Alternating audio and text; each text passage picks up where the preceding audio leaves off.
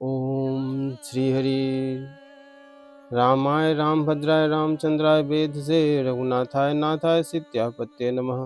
रामं रामानुजं सीतां भरतं भरतानुजनं सुग्रीवं वायुसुतं च प्रणमामि पुनः पुनः। वेद वेदे परे पुंसी जाते दशरथ आत्मजे। वेद प्राचेत सादासित साक्षात् रामायणात्मना एकैकमक्षरं पुंसां महापातननाशकम्। श्री सीतारामचंद्राभ्यां नमः। श्रीमद् वाल्मीकि रामायण बालकांड पहला सर्ग। नारद जी का वाल्मीकि मुनि को संक्षेप से श्री रामचरित्र सुनाना।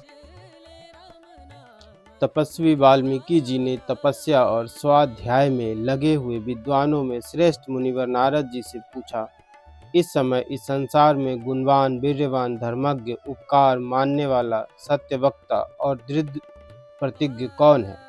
सदाचार से युक्त समस्त प्राणियों का हित साधक, विद्वान, सामर्थ्यशाली और एकमात्र प्रिय दर्शन पुरुष कौन है?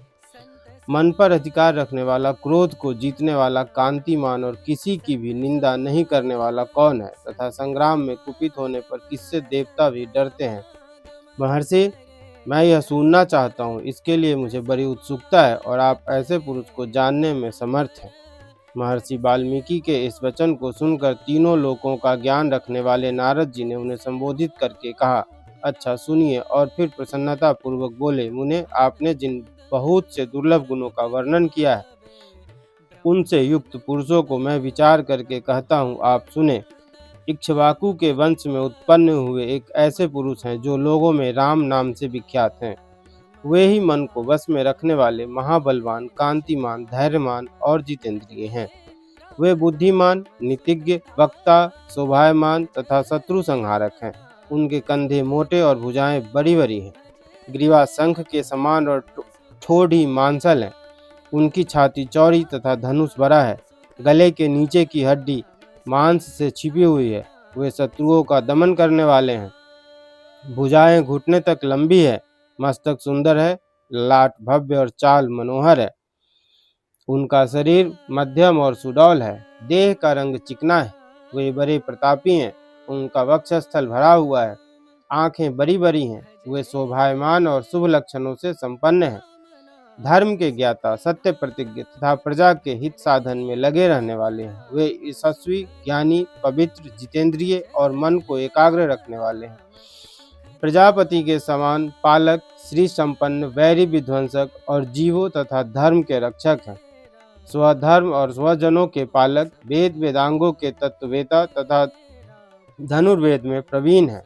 वे अखिल शास्त्रों के तत्वज्ञ, स्मरण शक्ति से युक्त और प्रतिभा संपन्न हैं।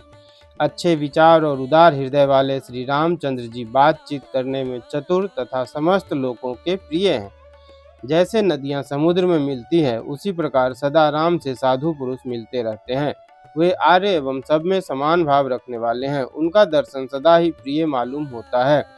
संपूर्ण गुणों से युक्त वे श्री रामचंद्र जी अपनी माता कौशल्या के आनंद बढ़ाने वाले हैं। गंभीरता में समुद्र और धैर्य में हिमालय के समान हैं। वे विष्णु भगवान के समान बलवान हैं। उनका दर्शन चंद्रमा के समान मनोहर प्रतीत होता है। वे क्रोध में कालाग्नि के समान और क्षमा में पृथ्वी के सदृश हैं।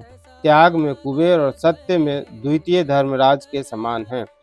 इस प्रकार उत्तम गुणों से युक्त और सत्य पराक्रम वाले सद्गुणशाली अपने प्रियतम ज्येष्ठ पुत्र को, जो प्रजा के हित में संलग्न रहने वाले थे, प्रजा वर्ग का हित करने की इच्छा से राजा दशरथ ने प्रेमवश युवराज पद पर अभिषिक्त करना चाहा।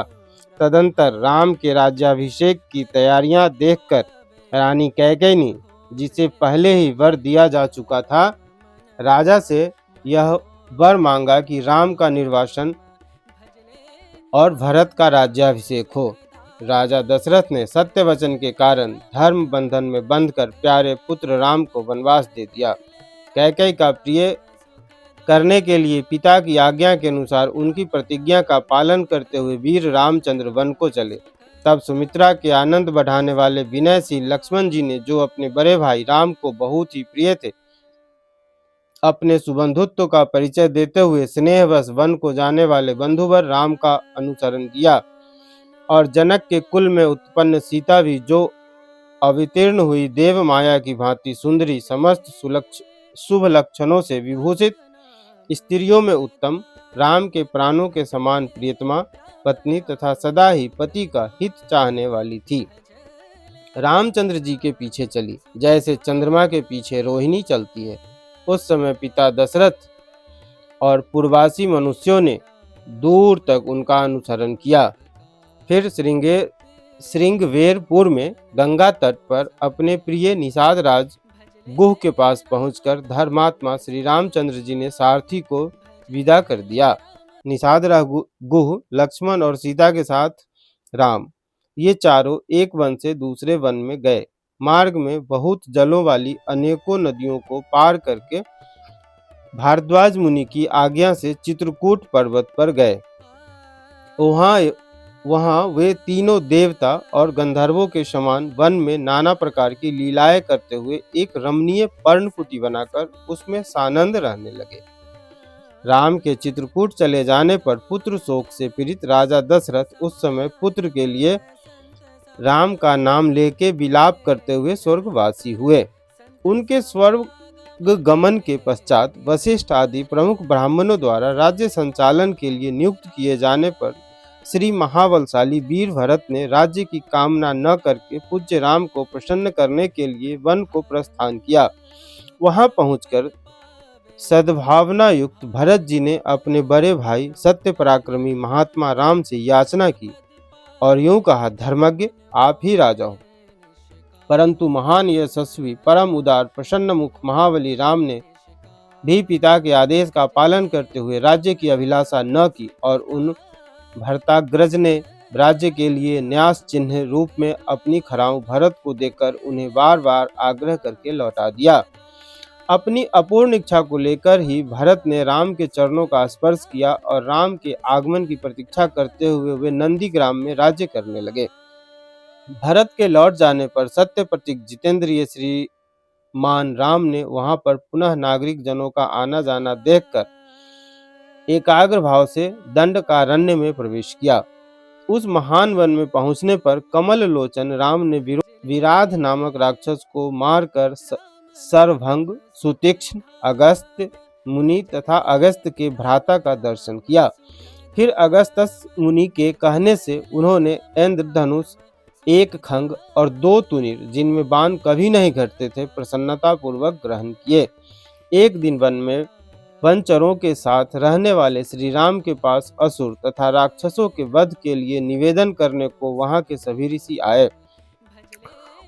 उस समय वन में श्री राम ने दंडकारण्यवासी अग्नि के समान तेजस्वी उन ऋषियों को राक्षसों के मारने का वचन दिया और संग्राम में उनके वध की प्रतिज्ञा की। वहां ही रहते हुए श्री राम ने इच्छानुसार रूप बनाने वाली जन स्थान निवासिनी शूर्पणखा नाम की राक्षसी को कुरूप कर दिया। तब शूर्पणखा के कहने से चढ़ाई करने वाले सभी राक्षसों को और खर, दूषण, तृष्णा तथा उनके पृष्ठपोषक असुरों को राम ने युद्ध में मार डाला। उस वन में निवास करते हुए उन्होंने जनस्थानवासी 14,000 राक्षसों का वध किया। तदंतर अपने कुटुंब का वध सुनकर रावण नाम का राक्षस क्रोध से मूर्छित हो उठा और उसने मारीच राक्षस से सहायता मांगी। यद्यपि मारीच ने यह कहकर कि रावण, उस बलवान राम के साथ तुम्हारा विरोध ठीक नहीं है, रावण को अनेकों बार मना किया, परंतु काल की प्रेरणा से रावण ने मारीच के वाक्यों को टाल दिया और उसके साथ ही राम के आश्रम पर गया। मायावी मारीच के द्वारा उसने दोनों राजकुमारों को आश्रम से दूर हटा दिया और स्वयं राम की पत्नी सीता का अपहरण कर लिया। उसने जटायु नामक गृध का वध किया। तत्पश्चात जटायु को आहत देखकर और सीता का हरण सुनकर रामचंद्र जी शोक से पीड़ित होकर विलाप करने लगे। उस समय उनकी सभी इंद्रियां व्याकुल हो उठी थी। फिर उसी शोक में पड़े हुए उन्होंने जटायु गृध का अग्नि संस्कार किया और वन में सीता को ढूंढते हुए कबंध नामक राक्षस को देखा, जो शरीर से विकृत तथा भयंकर दिखने वाला था। महाबाहु राम ने उसे मारकर उसका भी दाह किया, अतः वह स्वर्ग को चला गया। जाते समय उसने राम से धर्मचारिणी शबरी का पता बतलाया और कहा, रघुनंदन, आप धर्मपरायणा सन्यासिनी शबरी के आश्रम पर जाइए। शत्रुहंता महान तेजस्वी दशरथ कुमार राम शबरी के यहाँ गए। उसने इनका भली भांति पूजन किया। पंपासर के तट पर हनुमान नामक वानर से मिले और उन्हीं के कहने से सुग्रीव से भी मेल किया। तदंतर महाबलवान राम ने आदि से ही लेकर जो कुछ हुआ था वह और विशेषतः सीता का वृतांत सुग्रीव से कह सुनाया। वानर सुग्रीव ने राम की सारी बातें सुनकर उनके साथ प्रेम पूर्वक अग्नि को साक्षी बनाकर मित्रता की। उसके बाद वानर राज सुग्रीव ने स्नेहवश वाली के साथ बैर होने की सारी बातें राम से दुखी होकर बतलाई। उस समय राम ने वाली को मारने की प्रतिज्ञा की। तब वानर सुग्रीव ने वहां वाली के बल का वर्णन किया, क्योंकि सुग्रीव को राम के बल के विषय में बराबर शंका बनी रहती थी। राम की प्रतीति के लिए उन्होंने दुदुम्बी दैत्य का महान पर्वत के समान विशाल शरीर दिखलाया। महाबली महाबाहु श्री राम ने तनिक मुस्कुराकर उस अस्थि समूह को देखा और पैर के अंगूठे से उसे 10 योजन दूर फेंक दिया। फिर एक ही महान बाण से उन्होंने अपना विश्वास दिलाते हुए 7 ताल वृक्षों को और पर्वत तथा रसातल को विंध डाला। तदंतर राम के इस कार्य से महाकपि सुग्रीव मन ही मन प्रसन्न हुए और उन्हें राम पर विश्वास हो गया। फिर वे उनके साथ किष्किंधा गुहा में गए। वहां पर सुवर्ण के समान पिंगल वर्ण वाले वीरवर सुग्रीव ने गर्जना की। उस महानाद को सुनकर वानर राज बाली अपनी पत्नी तारा को आश्वासन देकर तत्काल घर से बाहर निकला और सुग्रीव से भिड़ गया। वहां राम ने वाली को एक ही बाण से मार गिराया। सुग्रीव के कथनानुसार उस संग्राम में वाली को मारकर उसके राज्य पर राम ने सुग्रीव को ही बिठा दिया। तब उन वानर राज ने भी सभी वानरों को बुलाकर जानकी का पता लगाने के लिए उन्हें चारों दिशाओं में भेजा। तत्पश्चात संपाति नामक गृध के कहने से बलवान हनुमान जी 100 योजन विस्तार वाले छार समुद्र को कूद कर लांघ गए। वहां रावण पालित लंकापुरी में पहुंचकर उन्होंने अशोक वाटिका में सीता को चिंतामग्न देखा। तब उन विदेह नंदिनी को अपनी पहचान देकर राम का संदेश सुनाया और उन्हें सांत्वना देकर उन्हें वाटिका का द्वार तोड़ डाला। फिर 5 सेनापतियों और 7 मंत्री कुमारों को हत्या कर वीर अक्ष कुमार का भी कचूमर निकाला। इसके बाद वे जानबूझकर पकड़े गए। ब्रह्मा जी के वरदान से अपने को ब्रह्मपात से छुटा हुआ जानकर भी वीर हनुमान जी ने अपने को बांधने वाले उन राक्षसों का अपराध स्वेच्छानुसार सह लिया। तत्पश्चात मिथिलेश कुमारी सीता के अतिरिक्त समस्त लंका को जलाकर वे महाकवि हनुमान जी राम को प्रिय संदेश सुनाने के लिए लंका से लौट आए। अपरिमित बुद्धिशाली हनुमान जी ने वहां जा महात्मा राम की प्रदक्षिणा करके यों सत्य निवेदन किया, मैंने सीता जी का दर्शन किया है। इसके अनंतर सुग्रीव के साथ भगवान राम ने महासागर के तट पर जाकर सूर्य के समान तेजस्वी बाणों से समुद्र को क्षोभ किया। तब नदीपति समुद्र ने अपने को प्रकट कर दिया। फिर समुद्र के कहने से राम ने नल से पुल निर्माण कराया। उसी पुल से लंकापुरी में जाकर रावण को मारा। फिर सीता के मिलने पर राम को बड़ी लज्जा हुई। तब भरी सभा में सीता के प्रति हुए मर्मभेदी वचन कहने लगे। उनकी इस बात को न सह सकने के कारण साध्वी सीता अग्नि में प्रवेश कर गई। इसके बाद अग्नि के कहने से उन्होंने सीता को निष्कलंक माना।